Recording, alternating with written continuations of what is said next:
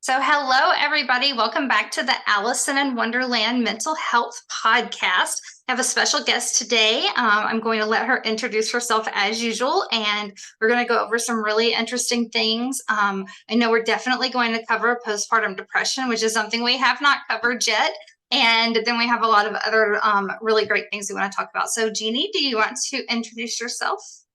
Yeah, hi, I'm Jeanie Wright, and what I do for work is I help moms recover from physical ailments, but I have a long history and understanding of mental health just from my life experience, and so I do support women like emotionally and spiritually through their process of healing physical, because as we know, it's nothing's truly separated, but my main training is the physical recovery. Yeah, so it's really amazing. I know I was looking at your site, happymamabody.com, and there are, I'm so far out from when I had my children, but there are all these things where I'm like, I would have never even known to even think about these things that go on with the physical healing of your body. I had my baby before everyone was on social media telling you how to have a baby. I remember when my siblings went through it, they had all of this information they'd gathered from all of the mommy forums, and that was not there when I had my son. So it's interesting, all of the resources now, but things that I think still a lot of women may not know, that other people are going through. You don't know, oh, this is, part of, this physical reaction. This is an emotional reaction. And I think that that's one of those things is, who tells us those things? How do we know when we need help with those, with the moments and the things that are changing with us as women? Yeah, that is such a huge mountain, right? Because unfortunately, we aren't given the training before we have kids. Like, I really feel like there needs to be so much more. And I think about kind of like, I don't know, it's easy to fantasize about what the past looked like, but I think of kind of like, tribes and like them just like passing on all the wisdom that they learned within a tribe. And it's just like we're in these isolated little tribes. We're very isolated. And so, and especially if you're not like my mom wasn't a capable mom. And so I was separated from her. She was not involved in my pregnancy. I didn't have any wisdom handed down to me. And I did know that my genetics were very sensitive. So I went through horrid postpartum depression. And so after that obviously happened to me, I became fascinated with the subject. I was very vocal on social media in my group, and everybody's like, "Oh my gosh, thanks for being so honest. Like, wow, you're talking about this." Like, and I think the norm is that you're supposed to be ashamed, you're supposed to keep it quiet, and then once you pass that phase, you never talk about it again. And so it's 8 years past, and when I saw your podcast, I was like, hell yeah, I want to get on there and talk about postpartum depression, because I'm not going to be one of those people that just like, okay, I went through it, I'm done, I'm never going to talk about it again because I'm so ashamed. I am not ashamed that I went through that. And it doesn't make me a less of and I think that's what it is because we live in an ableist society, and we all need to be capable and independent. And we are not a co-interdependent society. And I am just, it breaks my heart sometimes how many women will just completely suffer in silence. What people want from other people is to show the A game face. Like, we want to see the A game face. We don't really, really want to know what's going on with somebody else. But I don't have a filter. That's why people say, are you doing okay? And they don't expect you, or you know what I mean? They don't expect you to say no. They just expect you to be like, how are you doing? Okay. Like, it's what you say. And I'm guessing that, this shame that people, kind of expect you to have around this postpartum depression is that you just had a baby. Why aren't you happy? You have this baby. Don't you love your baby? Like, you know what I mean? Like, and I can imagine being in that cycle in your brain and just feeling so guilty that you aren't feeling all of that joy. I honestly have no idea if I experienced any kind of postpartum depression. I just remember being exhausted because my husband traveled all the time and I had a 3-year-old at home and then a newborn. And I don't know if there, and I also have had, bouts of depression throughout my whole life. So I have no idea if it was something, I don't know. Like I know I was very hormonal through my pregnancy. I know that I've always had very hormonal cycles before my hysterectomy. So it would not surprise me if that hormone surge also had put me into some degree of postpartum depression. But I do know that earlier in my life, I would be very cautious about saying that I wasn't happy with what I have or feeling like I had to justify what I was saying. Okay, I really do love my family. I'm glad of these things, but I'm just sad and I don't know. So like I'd have to explain why it was okay for me to say that I'm sad, even though these things are going okay. And so I feel like, especially when it comes to postpartum depression, it's a really hard thing to admit. Oh my gosh, I'm depressed. Yes, I have this beautiful baby, but I'm depressed. And it's really terrible. And I love the tribe mentality. I've talked to so many really strong women since I started this podcast.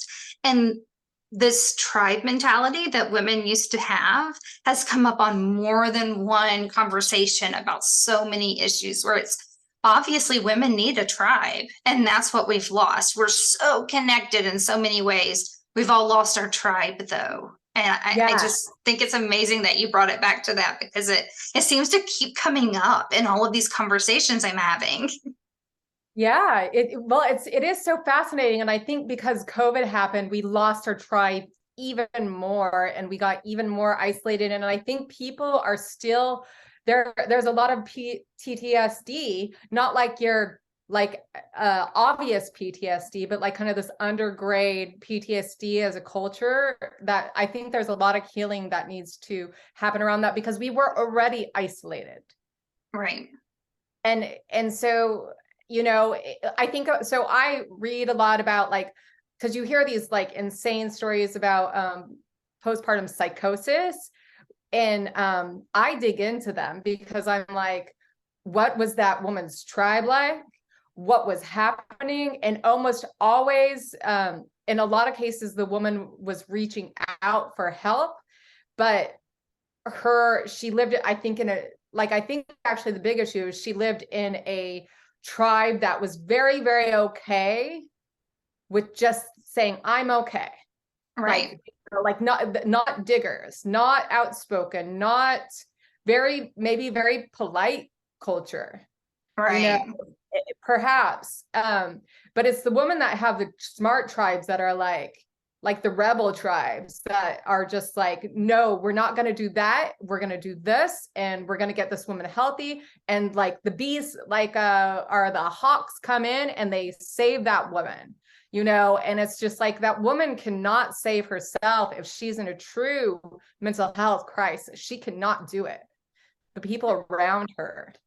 Right. Absolutely. I know it's so after my mom passed away, my mom and my dad, I don't even remember them being married. They divorced when I was 2. So after she passed away in 2010, I sent him this long email asking questions because I never got the true story. I always got like the he said, she said of them going on.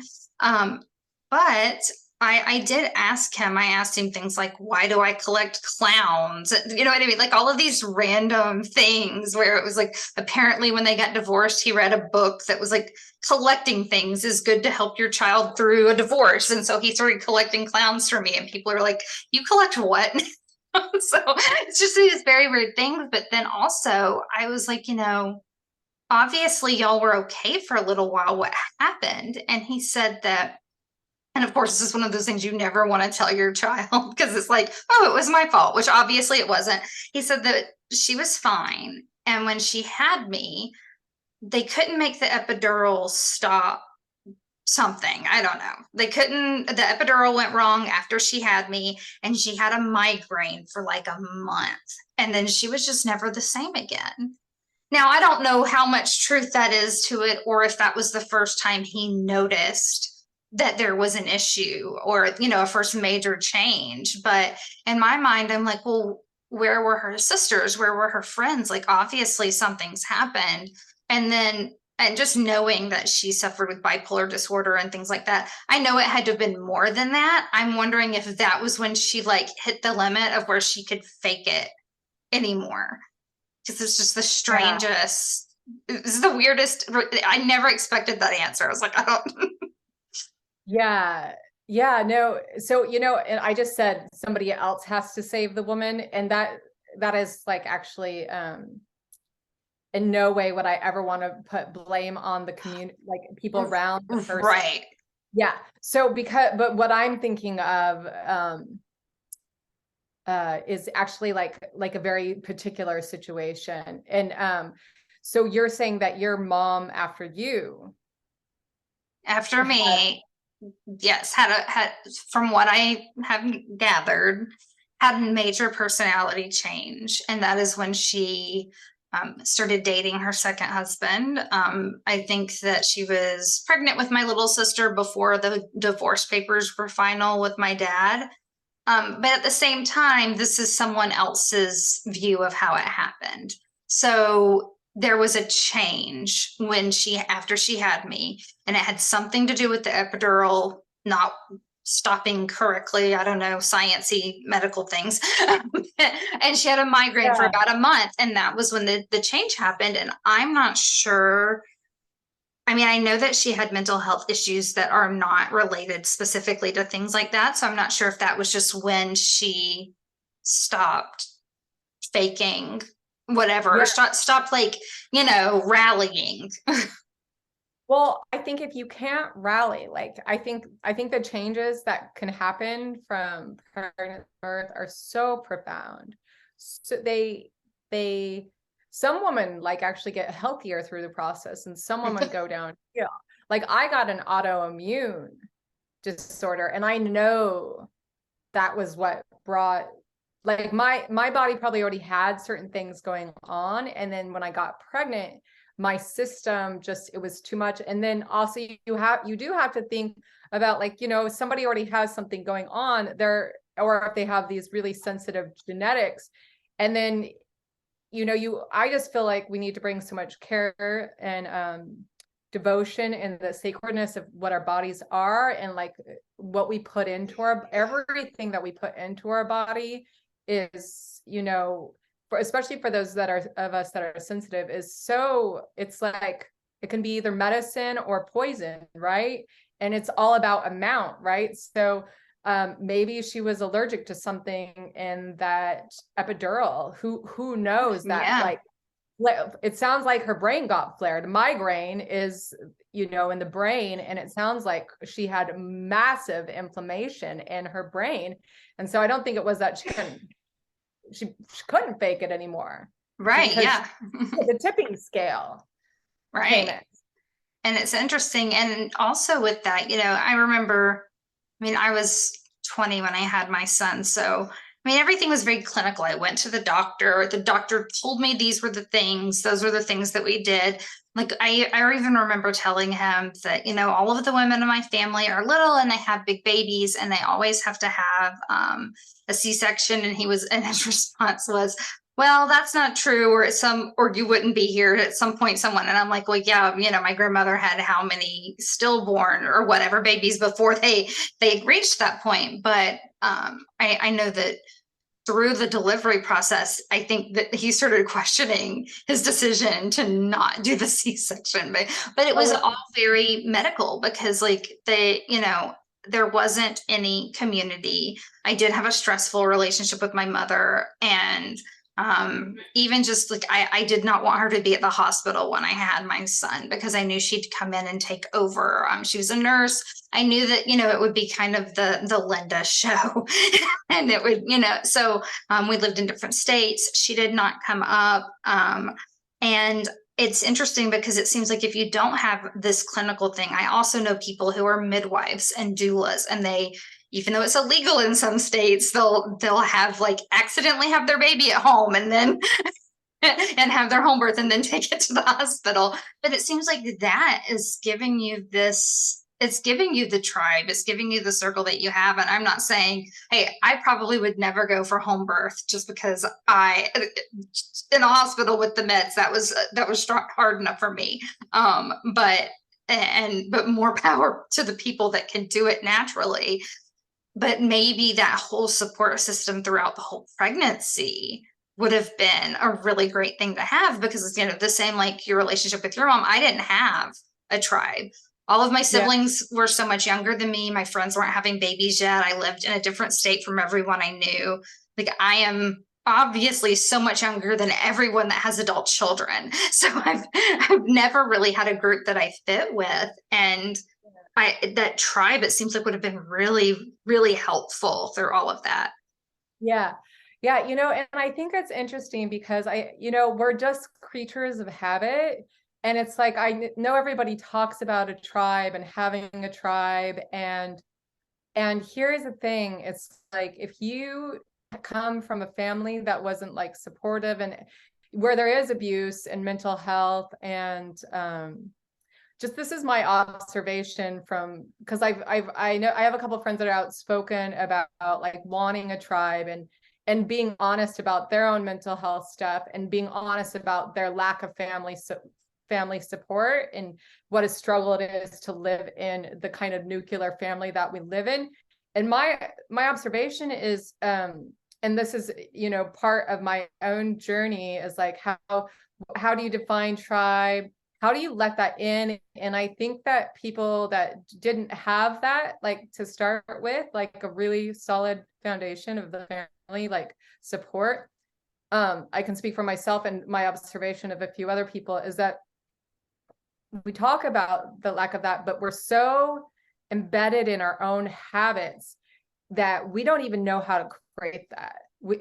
There's just like, the foundation's not there. We don't know how to ask for help in effective ways until we're like screaming and crying for it, you know? And so what I've noticed is like, because I do have friends that totally have tribe, who have all the support in the world and more. And I'm like, how do you do it? And I watch them, and I notice that they just have no problem asking for what they need, and they do it in an effective way. And they really understand that like give and take cycle, and it's not all jarred up. It's like that smooth, energetic give and take. And I know for me, it's like, I ask for help and I'm like, oh, fuck, I'm not supposed to ask for help. Okay. Like, I'm going to be weird about it. Yeah. And I'm more about offering help and giving help, but not asking for it, because I don't want to be a burden to anybody. I want to be the one that's helping everybody. And I know we both talked about just like crazy childhood, you know, how, you know, when there's mental illness in the family, the things that you learn. And mine was very much to be the caregiver and to not make things more difficult. So I've started really changing that a little bit now, like with the podcast, and I'm writing a memoir, and some people are getting a little upset about things that I'm talking about that have been quiet this whole time. But I'm very much about the give, but I forget to ever take any of the help or ask for help when I need it. I'll just go lay in bed and just be like, leave me alone. I don't have any more spoons. Leave me alone. Yeah, I know, because you're just giving all the time. Yeah, no, that is very, very common to just, you know, and there's something so beautiful about receiving, like I have someone in my life who's like that. And when I try to give, like, it's not received very well. And that's very painful, not to, like, when someone wants to help you or to give to you, and to reject that help, you know? And, but so it's like, how do you know, it's like easy to say, oh, like, get better at asking for help. But I really think there's an art. There's so much art. There's so much like deep therapy like involved. And it's a really, really big process to learn to have a healthy relationship with give and take. And it ebbs and flows, right? You know, it's like some days you are probably good at asking for help. Yeah. Yeah. I mean, it's definitely interesting. And I know that everybody kind of comes at it from their own, you know, from their own upbringing, from their own, journey that they get to, and I've met a lot of different people where people are like, oh, well, they're selfish. And I'm like, I don't know that they're even really acting selfish. They're just taking care of themselves. So 100%. And I had my sister and the same crazy dysfunctional family was always telling me I was selfish when I was just doing something that I needed to do to take care of myself. right. And I'm like, maybe I need to, because I am terrible at self-care. And I'm like, oh, I forgot to eat and I forgot to do this. Or I'm like, when was the last time I took a shower? Like, it's like, I'll just get so wrapped up in everything else. And I've been, now that I'm in this empty nesting phase, I'm trying really hard to figure out what that self-care is, for me, but just finally being, and it's not even that it's selfish, but just being able to take care of myself. But I still have a bunch of people I take care of, but also making sure I'm one of them. 100%. I go back and forth between like being able to really care for myself, and I have, just, it is funny how, and well, there's so many layers to this, right? Because women in general, I think whether you come from like a crazy family or not, we are more naturally nurturing and more naturally giving. And as a mother, like whoosh. And, it's like a lot of what I teach, like in my program is about parenting and about like balancing like that give to yourself. Because if you've gone through the wayside, too many negative emotions are going to be coming up, and it's like we don't want those. I mean, nothing against negative emotions, because actually we want all of our feelings. That's the truth. But we want that balancing. We don't want to tip the scale to too much negativity. And if our cup is empty, we know this, like, I think on some level that we have to fill our own cup. But yeah, I'm very, very much into like, I have to fill my cup first, and then I can put on other people's oxygen mask. Yeah, it's like, make sure you put your mask on first. That makes complete sense. I know we talked a little bit before we hit record about the like the DNA of it and how it's inherited and things like this. And so I had a mindfulness coach once that told me that I have been stressed since I was in the womb. That is what, like, seriously. So she was like, your mother had bipolar disorder. You've been stressed since you were in the womb. She's like, and most people, their stress is like at this line. And for anyone that's just listening to this and not watching it, I'm holding a line up. They're at like this line. And then when they get stressed out, it goes up, but they're like, she's like, you're already at the top all the time. You're constantly at that. So and then she eventually fired me because I'm really terrible at mindfulness. She tried to send me to a hypnotist. He was like, oh, there's no help for her. And then, but I did find a really great therapist through her recommendation. Yeah. Well, you know what I've learned from having a kid who was diagnosed with autism is that, I think that there is a subspecies of human. And I don't think it's less. Like, people totally misunderstand autism. They think it's a mental health, and it is known as a disability because you do need a lot of support if you're autistic.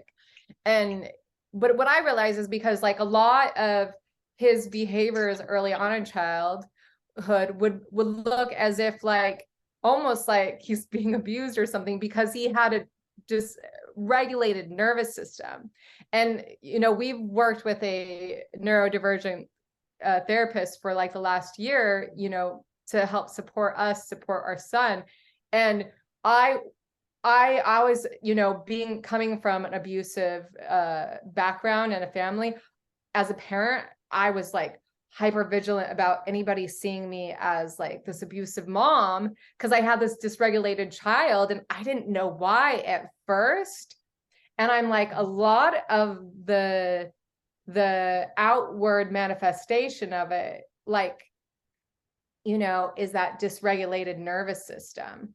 And it really brought to light for me that I'm like, wow, I think both of my parents were autistic, and they did not, like, I really feel like if this world was different, if we were more sensitive, like that kind of, like, I really feel like it's almost like a subspecies of human. And it's like, I just don't feel like the world is necessarily like created for them.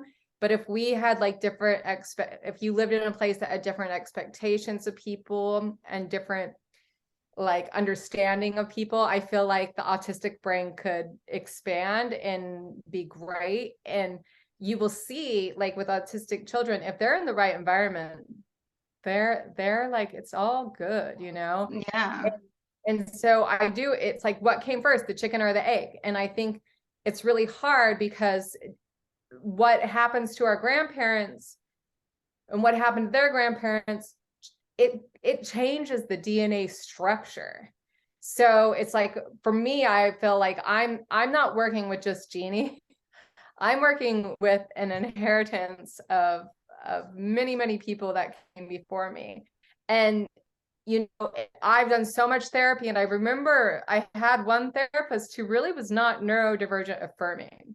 So I kind of like want to just say this to having a regulated nervous system all the time, because like that is not the ultimate picture of healing, like to be calm and to be neurotypical. Like that is like, I'm sorry, but like, you don't have to be anything different to be healed. It's like, from my perspective, it's like, you're killing it, so it's like, I don't know. I think it's a fantasy that like some people are just gonna like snap their finger and like have self-regulation. Like I honestly, like, because there's hardwired and then there is like structurally wired differences in the nervous system.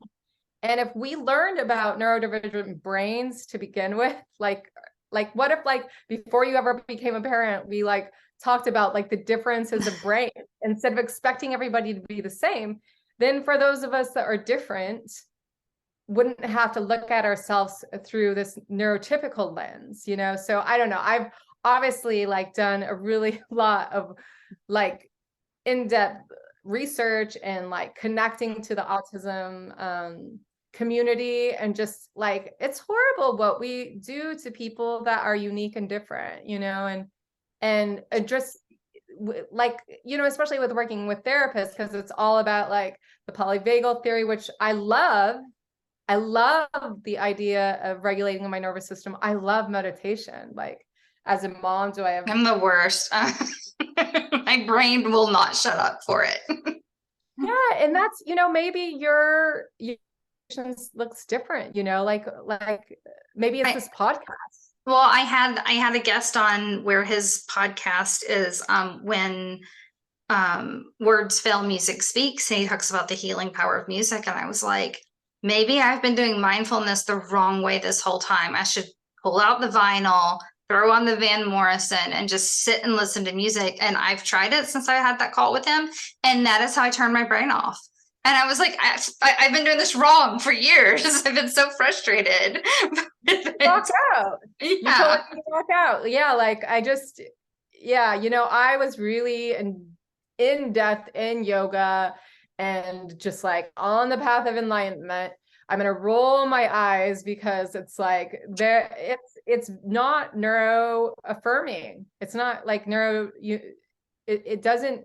It's very ableist. It's very much like, oh, well, this is how you heal, and you just calm your mind and you get super centered. And I can meditate. Like I can put myself into a meditative state really quick.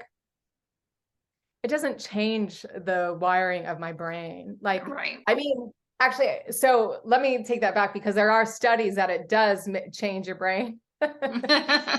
What I'm saying is that I will always work 10 times harder to achieve that state.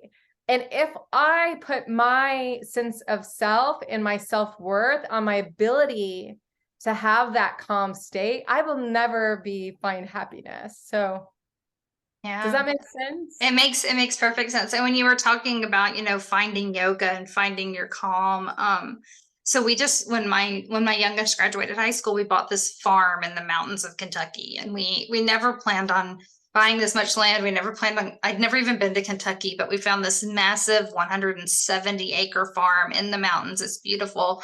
And right after we closed and we were waiting for them to, we moved my in-laws into the original house and we were building our house. And so we were up here and we had just closed and I was sitting on the front porch. I was just staring at these mountains and the trees that were around me. And it was the first time ever in my life that I felt calm. And it took me so by surprise because I didn't understand. I was like, what is going on? And it is that this, like, I would have never guessed, this was never the plan, that I found this like little slice of heaven and somehow it makes me feel calm. It's the weirdest thing. Nature is, so we were talking a little bit about like coping mechanisms. Nature has always been my place. Like, and my son, I'll take him out, he'll put his hands in the mud, we will be out and we will be the happiest people. Like that's the kind of, I'm like, we should go find a house in the mountains. In the mountains, yeah. Well, it's definitely, I mean, if you're talking about getting your hands in the mud, I mean, it's very grounding. I mean, that you're supposed to, what if you travel overseas and come back, you're supposed to take your shoes off and, put them in the dirt, your feet in your dirt, so you can ground back to where, the polarity of where you're at. So it makes sense. I've just never been a nature person. I burn immediately if I walk outside without like almost cartoonish like layers. I am allergic to most species of mosquitoes, and so I get like these silver dollar size whelps. So it's never really been my thing. And then I was just like, oh my gosh. So I'm like starting to figure out how I can be in nature without, getting eaten alive and being burned. I didn't even think about it because there's no pollution at all. So it's just the sun. So even when it's cold outside, I can get a sunburn. So I've like started wearing hats and stuff like that because I just didn't know. Yeah. It's funny. Yeah. So I'm obviously, because my son's autistic, but I'm also like super sensory sensitive.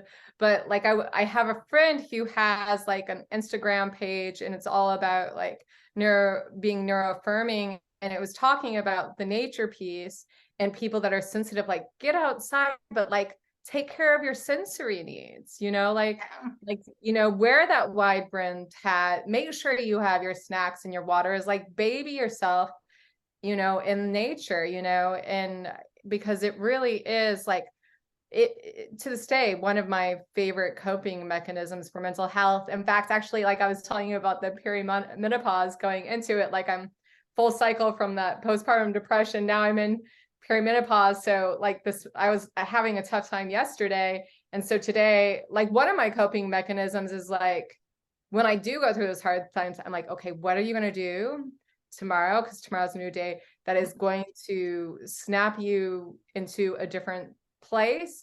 And so it was pouring down rain. I got on all my rain gear and I went walking around the neighborhood. There's some open space down the road, and I was the only person in the world out there, and I loved it. It was just magical. I've always found that when you plan to walk in the rain, it's always been really relaxing to me. But if you get stuck out in the rain and you're running, you've got groceries and stuff, then the rain is very stressful. But if you're like, okay, I'm going to have a raincoat and I'm going to wear boots, then being out in the rain is so amazing. It's just, people don't ever really have those moments because they're constantly trying to run in from out of the rain, and that's not relaxing. You're not dressed for it. You're all sticky and your clothes are damp. So I think it is like about like exactly, that's like the sensory needs, right? Like, because I had my rain boots, I had very, very warm, comfortable pants, warm jacket, so I was so comfortable. Yeah, but you're right. If I had not planned, like it would be stressful. Yes, it would have been. Yeah, it's definitely a very a different sensation for the exact same thing. So I mean, it's really interesting how we're not being, educated more on the neurodivergent and trying to figure out these sensory things, because I feel like, yes, when someone's diagnosed with autism, they're seeing this bigger scale of it, but then we all have, I think everybody I've ever met has some kind of sensory thing. You know what I mean? Like there's one of Yeah. my children, he would never wear shirts with buttons because the button, like the thread where they would thread the button on the shirt bugged him. No, so he couldn't wear any of the hand-me-downs that my older son had because all of his were little polos, but and it was like the only thing. He just could not stand the buttons. And so it's like these little sensory things that you don't really think about. But then Yeah, and yeah, go yeah, ahead. I think if we were better meeting people's sensory needs, and I think we would be better off as a society. But I mean, because everybody does, I think there is like a certain surface level that we are accommodating. But then when you really have like the SPD, like true SPD in the brain, like there's such a difference where it's like the way that they feel things is so magnified. So, it's truly like a whole other level of being sensitive. And what I notice is like people don't want to accommodate others. Like not everybody, Right, but on a but larger scale, we don't want to accommodate people. yeah, like it's kind of like, okay, well, I'm making this accommodation and this accommodation, where does it, people are like kind of like, okay, where does it end? And I hear them say that about a lot of things. Okay, well, we've given, we've accepted this and we've accepted this. Well, when do we have to, stop accepting things? And I'm like, well, we're still learning about everybody. We didn't know about all of these things 20 years ago. Like, so I mean, it's really interesting when you hear those people being like, well, what's next? And where does it end? And I'm like, well, it probably never does, because we're going to continue to evolve and we're going to continue to have different needs. So it'll never end, because if we somehow manage to make the world perfect for everyone living in it today, tomorrow it would need to be different. And I think that that's one of those things everybody has got to learn how to be like a little bit more fluid with the ideas of how things adapt and change and evolve. Yeah, like I think that's the idea of being present, right? Like it's not like because we do, I think that's a sensory need too. It's like I just want things to stop changing, like that's so human. Yeah. It's so human. And we need to be better at holding two things at once. There's this, and we just need to like hear each other, respect each other, and like because we are all different. And I think what really the people really hurting people are the people who can't accept differences and can't accept that maybe someone wants to be in the world in a different way, and that goes with racism, whether it's like the trans community, or it's like the autistic community, it's like ABA therapy is like the golden standard for autistics, and it's basically dog training. And because they want autistic children to look like everybody else. And I feel like what society is really good at is like keeping people quiet, like and talking about what's truly going on. And I really feel like that talking about truly what's going on is the window to helping mental ill. Because remember what I said, it's about postpartum depression. Like the tribe needs to help the woman, but it's actually both ways. That woman needs to speak what's really going on, because otherwise nobody is able to get inside and know. Yeah. And that is the whole purpose we're here. That's one thing I've said, like part of my empty nest phase and this podcast and everything, is that I'm going to be 100% my authentic self. And I'm sorry if people don't like it. It is my space to be me and to say what needs to be said. And then also, I'm writing a book that is Allison in Wonderland as well. So I was like, well, the podcast also gives the other people the place to be themselves and say their things and actually get it out there. And I think that every episode, I'm like, I swear this isn't a feminist all women's podcast, but we do end up talking about a lot of women's issues. And I think it really does speak to, you've got 75 to 80% of people in therapy are women, but it's not because men don't need therapy. They're just less likely to go to the doctor in general. Like you have to force them sometimes. So I think it's really important that, even though I'm not trying to make it that most of the listening audience is most likely women. So we're getting that message out to people. And I think that that's really important. And it's really interesting because I know when I was a kid, ADD was the hot topic. I don't remember autism was not something I'd ever even heard of, but it was ADD and everybody was instantly getting put on medication for it because they just wanted those kids to calm down. I can't take medicine for ADD because I have an extremely high resting heart rate. So medicine for me, when they tried to medicate me for ADD, it went very wrong. And I think that that's an interesting concept too, that they wanted all of these kids that half of which probably didn't even have ADD. They were acting up in class. And so they were medicating all of them so that they would sit down and be quiet.